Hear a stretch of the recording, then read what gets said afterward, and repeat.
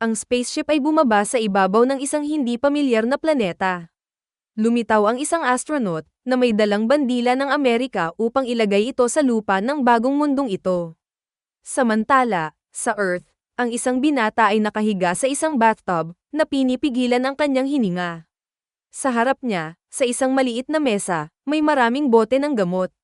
Siya ay tila ganap na hindi interesado sa pagsagot sa patuloy na pagring ng isang kalapit na telepono. Maya-maya, sinimulan niya ang kanyang araw sa pagbibihis, almusal, at kape. Muling tumunog ang telepono, ngunit sa pagkakataong ito ang caller ID ay nagpapakita ng hindi inaasahang address, ang opisina ng kanyang ama na matagal nang namatay. Nagulat, sumakay si Aiden sa kanyang motorsiklo at pumunta sa isang pasilidad ng NASA. Nagkomento sina Joseph Sharp at Robert McGrady na ang anak ni Crawford ay hindi kasing swerte ng kanyang ama at nagdedebate kung pupunta ba siya. Sa sandaling iyon, pumasok si Aiden sa silid. Ipinakilala ni Sharp ang kanyang sarili at ipinaliwanag na ang kanilang pagtawag kay Aiden ay isang emergency. Parehong kilala ng mga lalaki ang kanyang ama na nagtrabaho para sa kanya. Si Crawford, sabi nila, ay isang pambihirang siyentipiko at isang bihasang piloto. Bago umalis, ipinagkatiwala niya sa kanila ang kanyang gawain sa buhay, ang paggalugad sa kalawakan sa kabila ng Earth. Ipinakita ni Sharp kay Aiden ang isang set ng mga kaso na pag-aari ng kanyang ama at hiniling sa kanya na buksan ang isa. Sa loob ay isang gadget na binuo ni Crawford na tinatawag na neuroinhibitor, na inilarawan bilang isang network ng subconscious mind. Ipinaliwanag nila na ang aparato ay naiwan sa kanila bago umalis si Crawford. Nang marinig ito, nagalit si Aiden, na inakusahan silang nagsasalita na parang bumili lang ng tinapay ang kanyang ama. Sa totoo lang, patay na siya at alam ito ng lahat.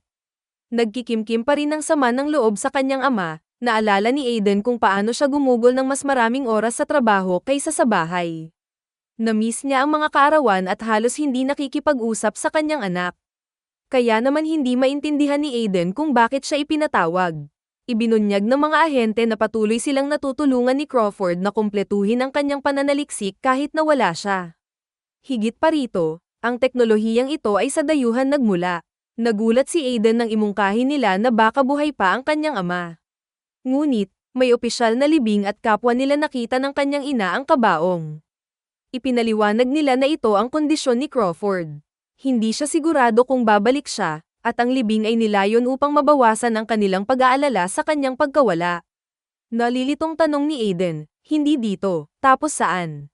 Hinikayat siya ni Sharp na maupo, at nagsimula na ang kwento. Ang unang misyon ni Crawford ay isang classified expedition sa Mars. Ang kanyang co-pilot ay isang babae na nagngangalang Susan. Pagkatapos ng malawak na pagsusuri, sila ay nadismaya nang matuklasan na ang Mars ay hindi matitirahan.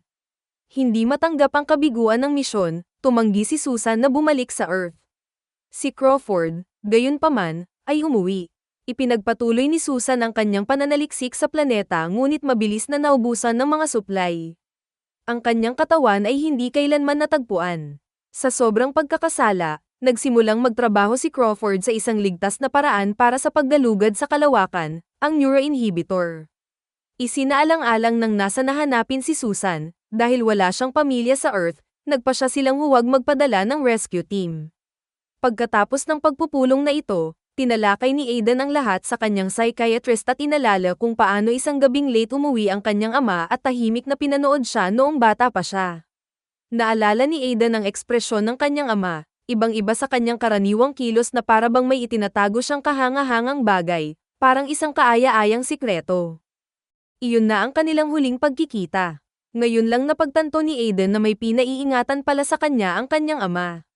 Sa pagmumuni-muni sa pag-uusap sa NASA, naalala ni Aiden kung paano ipinaliwanag ng mga ahente na sa loob ng maraming taon ang kanyang ama ay nasa konstelasyon ng Andromeda. Gayunpaman, hindi ito pisikal na presensya. Ang kanyang kamalayan ay naninirahan sa loob ng neuroinhibitor, na naglalakbay sa kalawakan. Ang kanyang katawan ay nanatili sa pasilidad ng NASA hanggang sa nagsimula itong mabulok, kung saan ito ay itinapon. Sila ay nagpaliwanag, na ang isip ng tao ay gumagalaw ng mas mabilis kaysa sa bilis ng liwanag. Si Crawford ay nabighani sa kung paano nakikita at kinokontrol ng utak ang mundo. Sa paglalakad sa kagubatan, halimbawa, Ang isang tao ay nakakakita ng sikat ng araw na sumasalamin sa mga dahon, nakakarinig ng mga ibon na umaawit, at nakakaamoy ng sariwang hangin. Ang mga sensory neuron sa mata, tainga, at ilong ay nagpapadala ng mga signal sa utak, na pinagsasama ang mga sensasyon na ito sa mga millisecond. Inilapat ni Crawford ang konseptong ito sa neuroinhibitor, na nagpapahintulot sa paggalugad ng mga planeta ng hindi pisikal na naglalakbay sa kanila. Gamit ang aparatong ito, nagtayo siya ng isang kolonya at kahit na nakipag-ugnayan sa iba pang mga species, ngunit ngayon ang kanyang kamalayan ay nakulong sa loob ng neuroinhibitor. Hindi pa rin sigurado si Aiden kung bakit nila sinasabi sa kanya ang lahat ng ito. Inamin ng mga ahente na ang Earth ay nasisira dahil sa sobrang populasyon at kakulangan sa pagkain. Ang pagbabago ng klima ay bumibilis at ang infrastruktura ay lumalawak ng hindi mapigilan. Naniniwala si Crawford na habang ang sangkatauhan ay ipinanganganak sa Earth, ang wakas nito ay papunta sa ibang planeta. Kaya naman inialay niya ang kanyang buhay sa paghahanap ng bagong tahanan para sa sangkatauhan. Sa lahat ng mga taon na ito ay nakipag-usap si Crawford sa kanila gamit ang aparato na kanyang naimbento. Gayunpaman, 3 linggo na ang nakakalipas ang lahat ng mga kontak ay tumigil. 1 linggo na ang nakakalipas isang hindi maipaliwanag na pag-atake ng dayuhan ang naganap sa planetang NP-22 na tina-target ang mga kinatawan ng Earth. Alam nila na ang mga masasamang alien life-form ay lumitaw sa rehiyong iyon, ngunit ang mga detalye ay nananatiling isang misteryo. Bilang karagdagan mula kay Crawford, 11 iba pang mga mananaliksik na nilagyan ng mga chip sa kanilang mga leeg, ay naglakbay patungo sa Andromeda Constellation. Ang mga individual na ito ay maaaring manatili sa isang walang hanggang estado ng pagtulog. Isa si Aiden sa kanila. Sinamantala ng kanyang ama ang isang aksidente sa sasakyan na naranasan ni Aiden sa edad na 7, na naging dahilan upang hindi niya maalala ang ginawa ng mga doktor sa kanya. Sa panahong ito, naglagay si Crawford ng isang chip para maabot ni Aiden ang kanyang planeta balang araw. Ngayon ay si Aiden na lamang ang maaaring tumuklas sa nangyari sa mga mananaliksik. Ang lahat ng mga tagasunod ni Crawford ay natahimik din, malamang na nakatagpo ng parehong kapalaran. Kahit na sa loob ng neuroinhibitor, ang mga tao ay maaaring mamatay. Nais ng mga ahente na maglakbay si Aiden sa NP-22 upang matuklasan ang katotohanan at matukoy kung ang planeta ay maaaring maging isang bagong tahanan para sa sangkatauhan. Ipinaalala ni Aiden sa kanila na hindi siya isang scientist o isang piloto, ngunit kumbinsido ang mga ahente na siya at kanyang ama at si Susan na nasa Mars, ay ipinagdiriwang ang pagtuklas ng isang bihirang mineral at pagsisiyasat sa kalawakan sa walang laman na planeta. Naputol ang kanyang pag-iisip sa boses ng kanyang psychiatrist, na nagpapaalala sa kanya na 3 taon na siyang binibisita nito ngayon at kamakailan ay tumigil sa pag-inom ng kanyang gamot. Sa kauna-unahang pagkakataon, nag-open up siya tungkol sa kanyang ama, na dati niyang sinubukang kalimutan. Ang psychiatrist ay nagtanong kung ano ang inaasahan niyang makuha mula sa mga sesyon na ito. Sa hindi inaasahang pagkakataon, inamin ni Aiden na parang wala sa isip niya ang kanyang ginagawa na hindi kapanipaniwala. Ipinapalagay ng psychiatrist na ang ibig niyang sabihin ay pananakit sa sarili, ngunit tumanggi si Aiden na magpaliwanag at biglang umalis. Sa bahay, hindi inaasahang naalala ni Aiden ang isang eksena sa operating room at lumabas siya mula sa kanyang bathtub, kung saan siya ay karaniwang nagpapahinga. Sa pagkakataong ito, gayunpaman, nakaramdam siya ng matinding pagkabalisa at kumuha ng isang bote ng mga tabletes, ngunit bigla niyang isinantabi ang mga ito, na nagpa siya na huwag uminom ng gamot. Samantala, iniulat ni Sharp sa kanyang mga nakatataas na maaaring sundin ni Aiden ang yapak ng kanyang ama at maging pag-asa ng sangkatauhan. Bago mawalan ng contact, nagawa ni Crawford na magpadala ng video feed ng Andromeda System. Ito ay mas malaki kaysa sa naunang naisip, na nagpapakita ng madilim na bahagi ng NP-22. Isang senyales ng pagkabalisa ang nagmumula sa lugar na ito, na isang senyales lamang na maaaring mag-imbestiga si Aiden. Nakatanggap si Sharp ng isa pang mensahe, na dati ay hindi naintindihan. Nagpapakita ito ng isang robot na nagsasabing sa bawat sansinukob ay mayroong isang diktador na nagpapanggap bilang isang explorer na ang tunay na layunin ay sirain, alapinin, o lipulin ang kanilang mga tao. Tinutukoy ito ni Sharp bilang isang potensyal na banta. Ang kanyang superior ay nagpayo ng pag-iingat at iginiit na si Aiden ay mahikayat na isagawa ang misyon. Kinabukasan late na naman si Aiden. Ang mga ahente ay nag-aalinlangan na siya ay sasang-ayon sa mapanganib na panukala dahil kahit sila ay hindi ganap na kumpiyansa sa paggana ng neuroinhibitor, ngunit dumating si Aiden at sumang-ayon na sumali sa misyon. Dinala siya sa isang simulator kung saan ipinapakita ng koponan kung ano ang mangyayari sa panahon ng misyon. Kapag napunta si Aiden sa planeta, makikita niya ang isang maaliwalas na kalangitan sa landing zone. Madidisable ang paghinga, bagaman hindi ito kinakailangan. Maglalakbay siya sakay ng barkong dinisenyo ng kanyang ama. Ang sasakyang pandagat ay may maraming mga kadahilanan, kabilang ang artipisyal na grabidad, kahit na ang panlabas na airlock ay kulang dito. Gayunpaman, hindi nararanasan ni Aiden ang pagkawala ng timbang dahil hinihiling sa kanya na lumabas sa simulator. Inalis niya ang VR headset at ipinakita ang puting suit, isa pang imbensyon ni Crawford Sr., si Aiden na nakikita ang kanyang sarili na armado dahil kritikal sa kalawakan. Pagkatapos ay dumating ang cosmic jump. Si Aiden ay nagsasagawa ng pagtalon, bagaman clumsily, at natagpuan ang kanyang sarili sa itaas ng isang planeta na pinangalan ng Cerberus, gaya ng tawag dito ng kanyang ama. Mula sa itaas, nakikita niya ang ibabaw nito na natatakpan ng yelo. Bumaba si Aiden at nagsimulang maglakad. Ipinaliwanag ni Sharp na ang atmosfera ay naglalaman ng radon sa halip na oxygen at sa 10 segundo lamang ng pagkakalantad ay magiging nakamamatay. Binibigyan ni Sharp si Aiden ng ilang oras upang galugarin ang pagpuna na walang ibang planeta na tulad nito. Naglalakad si Aiden sa mga nagyayelong bundok na namamangha sa mga nakamamanghang tanawin ng Cerberus at ang kapansin-pansing pagkakatulad nito sa Earth. Hindi nagtagal ay nakarating siya sa isang field na puno ng mga bulaklak. Gayunpaman, ang bawat halaman dito ay nakamamatay na lason sa mga tao. Biglang napadpad si Aiden sa escalator. Ito pala ay isang senyales na aalis na siya sa simulation. Kung hindi, maaari siyang manatiling makulong magpakailanman. Umalis si Aiden sa simulation at nalaman na ang buong programa ng pagsasanay ay nilikha ni Crawford at isang produkto ng gawa ng kanyang utak. Pero sa susunod, magiging totoo na. Pagdating ni Aiden sa NP-22, inutusan siyang huwag makipag-ugnayan sa mga projection. Ang mga tao ay nilikha mula sa mga alaala. Hindi nila siya nakikita o nahawakan, bagaman nakikita niya sila. Pinag-iisipan ni Aiden kung paano nagawang ilihim ng kanyang ama ang kanyang natuklasan. Lumalabas na iniulat ito ni Crawford sa Pangulo, na kinakalkula ang halaga ng pagbibigay ng mga inhibitor para sa bawat tao sa mundo at pagkatapos ay isinara ang proyekto, na nag-iwan lamang ng 2 empleyado sa departamento. Kinabukasan, muling binisita ni Aiden ang kanyang psychiatrist. Nagpahayag siya ng pag-aalala tungkol sa kanyang estado ng pag-iisip, na nagmumungkahi ng isang bagong gamot. Gayunpaman, bigla siyang nagsimulang magsalita tungkol sa sobrang populasyon at kung paano nalutas ng kanyang ama ang problema.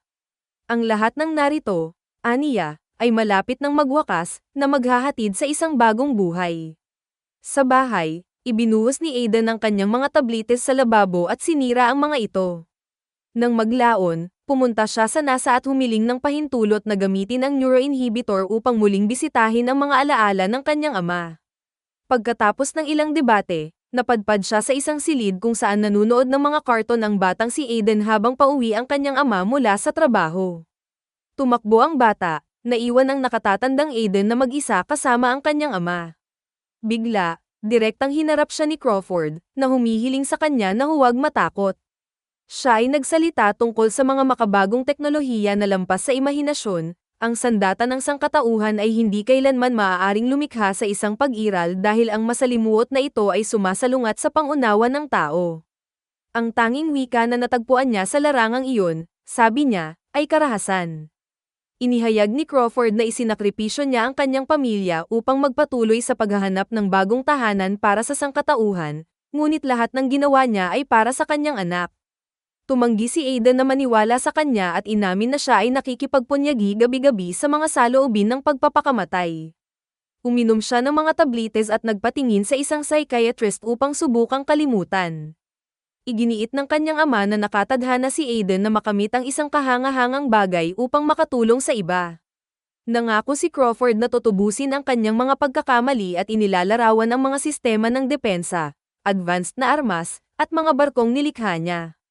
Ipinaliwanag niya kung paano niya sinusubaybayan ang mga kaaway na nakikita ang sangkatauhan bilang hindi gaanong mahalagang mga nilalang.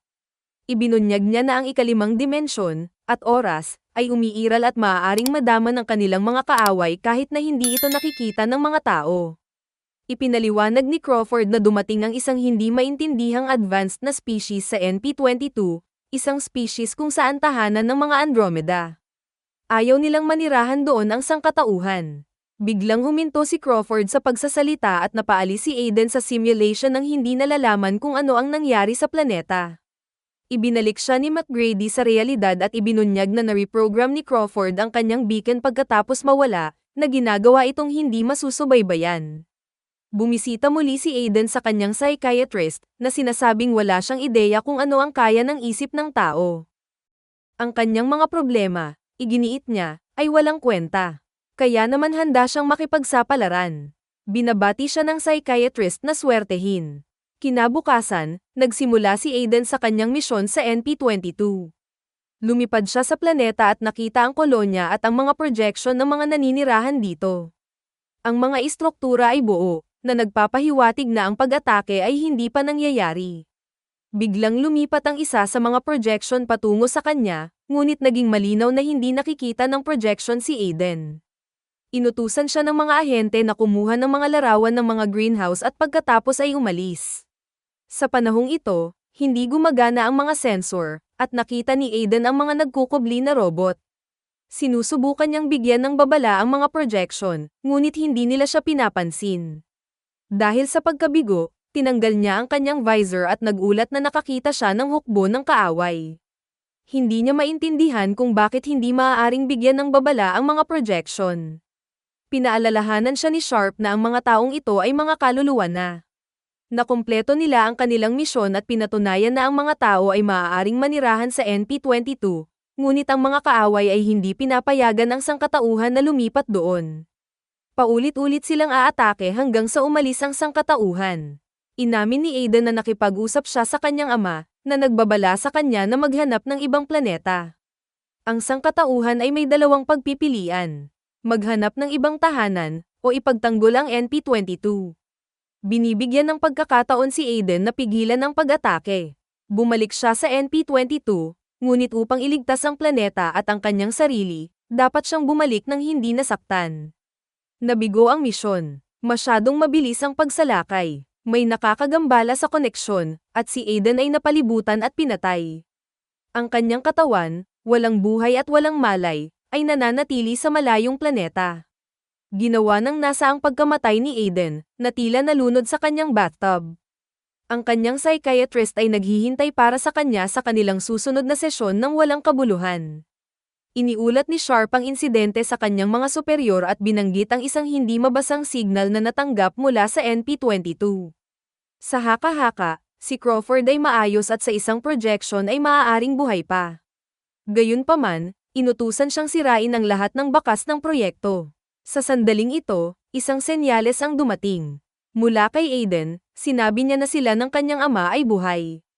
Inaasahan ni Crawford ang pag-atake at na-reprogram ang mga inhibitor, na nagpapahintulot sa mga mananaliksik na muling ibangan ang kanilang sarili at makahanap ng isang bagong planeta.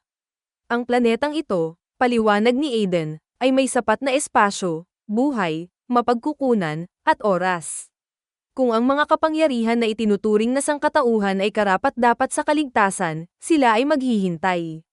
Ang pelikula ay naghihirap mula sa isang mababang budget, maliwanag sa kanyang hindi napapanahong CGI at mga lumang props. Kitang-kita sa luma nitong CGI at antiquated props. Gayunpaman, ang kwento mismo ay nakakabighani at puno ng pangako.